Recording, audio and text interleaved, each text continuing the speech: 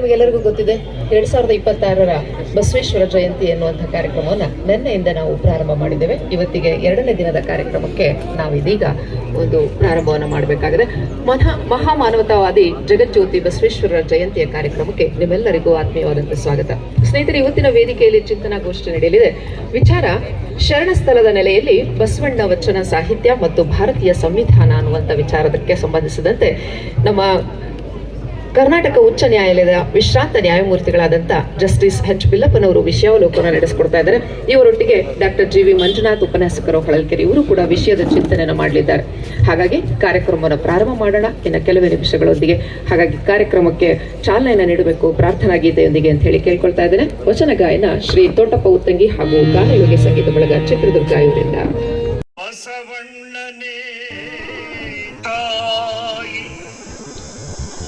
ಬಸವಣ್ಣನೇ ತಂದೆ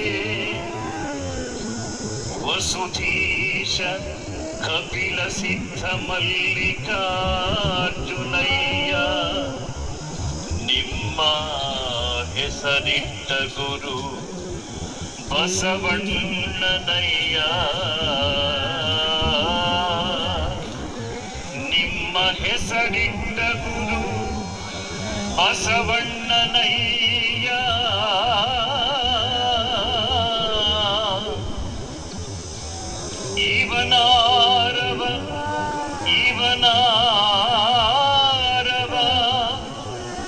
ಇವನಾರವ ಎಂದೆನಿಸದಿರಯ್ಯ ಇವ ನಮ್ಮವ ಇವ ನಮ್ಮವ ಎಂದೆನಿಸಯ್ಯ.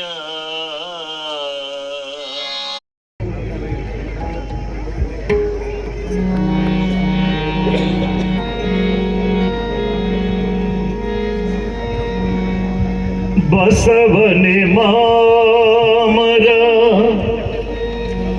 ಶರಣರೇ ಸಿರಿಬಳ್ಳಿ ವಚನಾಮೃತ ಫಲ ಅನುಭವದಲ್ಲಿ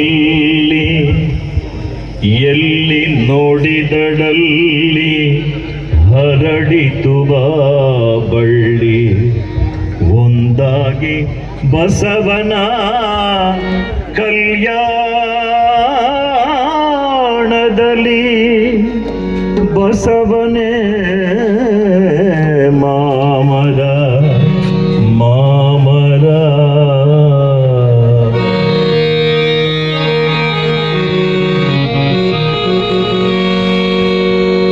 ಬಸವನೇ ಮಾಮರ ಶರಣರೆ ಸಿರಿಬಳ್ಳಿ ಬಸವನೇ ಮಾಮರ ಶರಣರೆ ಸಿರಿಬಳ್ಳಿ ವಚನಾಮೃತ ಫಲ ಅನುಭವದಲ್ಲಿ ವಚನಾಮೃತ ಫಲ ಅನುಭವದಲ್ಲಿ ಎಲ್ಲಿ ನೋಡಿದರಲ್ಲಿ ಹರಡಿತು ಬಳ್ಳಿ